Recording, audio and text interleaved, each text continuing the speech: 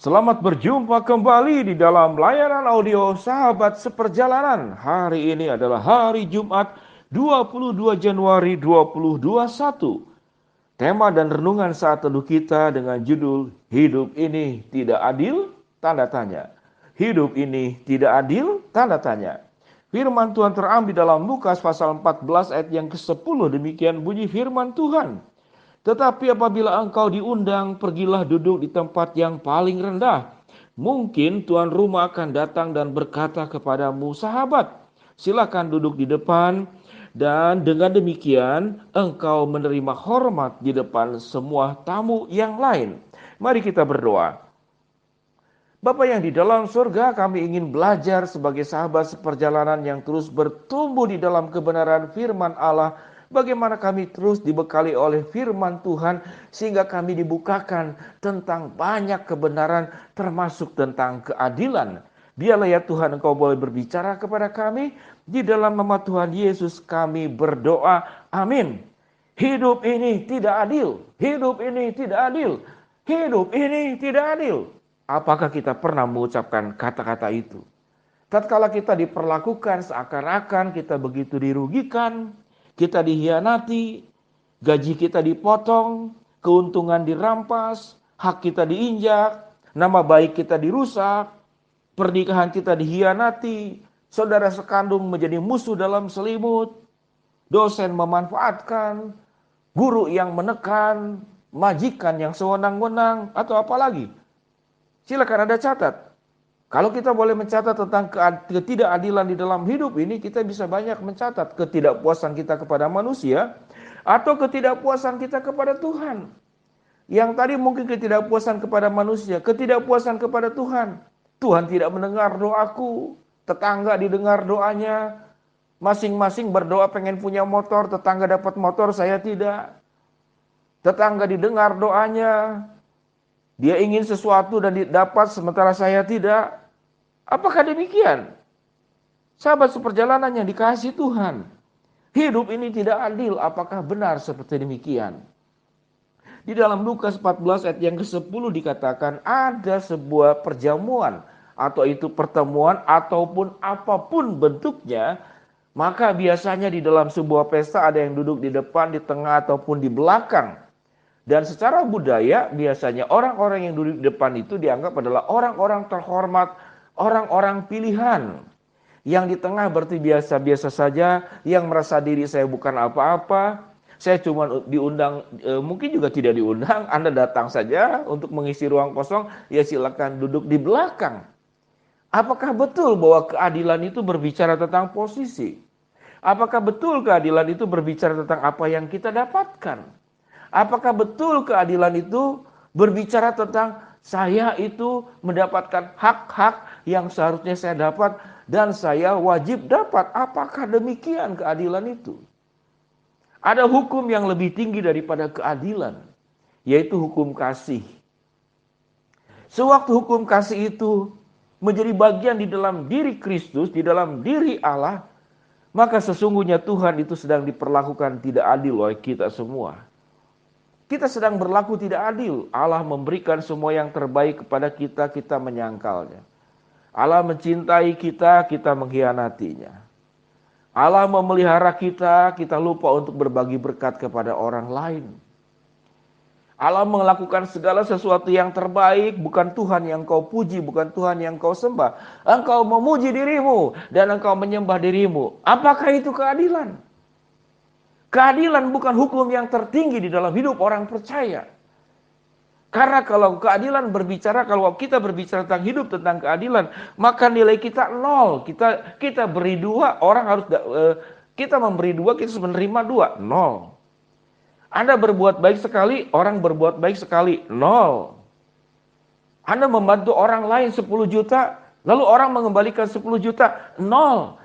Keadilan itu berarti tidak ada kehidupan kita yang kita tabur di dalam dunia ini. Tidak ada kehidupan kita yang kemudian memberkati orang lain. Karena kalau berbicara tentang keadilan, apa yang kita keluarkan kita dapatkan, sekalipun di dalam bentuk yang lain. Di dalam Lukas 14 ayat ke-10 dikatakan, tetapi apabila engkau diundang, pergilah duduk di tempat paling rendah. Disinilah berbicara tentang kasih. Disinilah makna bagaimana mengedepankan orang lain, mendahulukan orang lain, membahagiakan orang lain, memberikan hak-hak orang lain itu lebih utama daripada hak kita sendiri. Kalau pada akhirnya kita tetap duduk di belakang dan kita tidak duduk di depan, ya tidak masalah, kita tuh sama-sama duduk. Kita tetap sama di dalam ruangan yang sama. Kalau ada makan juga kita tetap makan makanan yang sama. Mungkin orang lain yang lebih dahulu, kita yang lebih belakangan. Toh tidak apa-apa. Kita berarti menahan jam makan mundur sedikit. Sehingga kalau kita berbicara tentang keadilan di dalam dunia ini, sewaktu engkau dikatakan seperti di awal saya katakan, gajimu dipotong, keuntunganmu dirampas, hakmu diinjak, nama baikmu dirusak, pernikahanmu dikhianati, saudara kandung yang menjadi saudara kandungmu kemudian menjadi musuh dalam selimut, dosen yang memanfaatkan, guru yang kejam, atau apalagi, silakan Anda cantumkan segala sesuatunya. Adakah keadilan di dalam dunia ini? Tidak ada. Keadilan sesungguhnya hanya Tuhan yang menegakkan. Hanya Tuhan yang akan memberikan keadilan pada dirimu. Kapan keadilan itu bisa terjadi?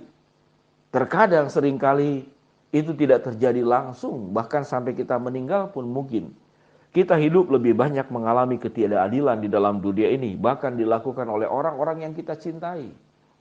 Kita memberi seluruh hidup kita, tenaga kita, investasi waktu kita. Semua yang terbaik kita berikan untuk orang tersebut. Namun apa jadinya? Apa jadinya? Ya, air susu dibalas dengan air tuba. Kebaikan dibalas dengan kejahatan. Cinta kasih dibalas dengan pengkhianatan. Adakah keadilan di dalam dunia ini? Engkau boleh berteriak, hidup ini tidak adil, hidup ini tidak adil, hidup ini tidak adil. Silakan Anda berteriak. Karena memang dunia ini bukanlah tempat untuk mencari keadilan.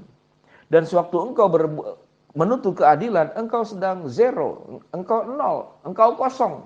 Yang diilustrasikan tadi.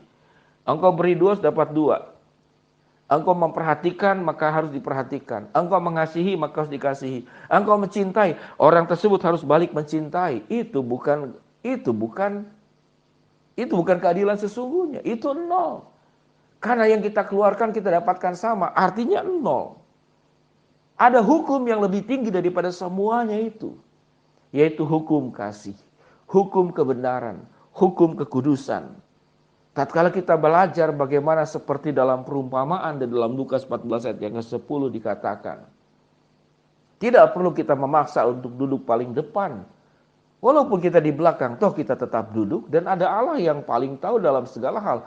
Kalau kita memang diperlakukan tidak adil.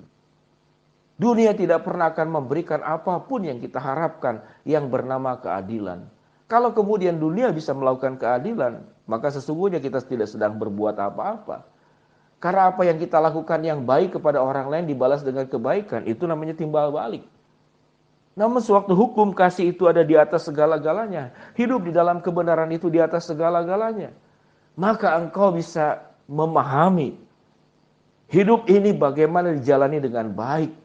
Engkau tidak akan berteriak tentang mencari keadilan, tapi engkau akan berjuang bagaimana hidup di dalam kebenaran dan hidupmu dilimpahi oleh kasih karunia kebaikan Allah yang sudah diberikan oleh Tuhan yang sebetulnya kita tidak pernah bersikap adil kepada Allah. Namun Allah memberikan semua yang terbaik kepada kita. Mengapa engkau mencari juga di dalam dunia?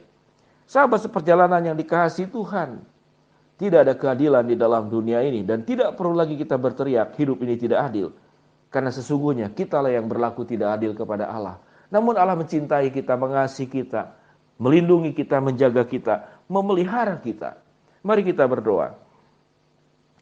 Bapa yang di dalam sorga, hamba-Mu berdoa ya Tuhan buat sahabat seperjalanan yang sedang sakit di rumah sakit maupun di rumah. Tuhan jamah, Tuhan sembuhkan. Buat sahabat seperjalanan yang sedang menghadapi kendala, kesulitan, hambatan, rintangan, dan masalah dalam kehidupan ini. Kuatkan sahabat seperjalanan semua dan Tuhan akan membukakan jalan. Buat sahabat seperjalanan yang sedang berdoa, memohon dan berharap sesuatu kepada Engkau. Dalam iman kami percaya Tuhan akan menjawab doa-doa kami, memberikan yang kami minta di dalam kehendak, cara, dan waktu-Mu. Di dalam nama Tuhan Yesus kami berdoa. Amin. Shalom sahabat seperjalanan yang dikasihi Tuhan. Berhentilah engkau berkata hidup ini tidak adil. Keadilan sudah diberikan oleh Allah di dalam kasih dan kebaikan untuk kita semua. Shalom, Tuhan berkati kita semua. Amin.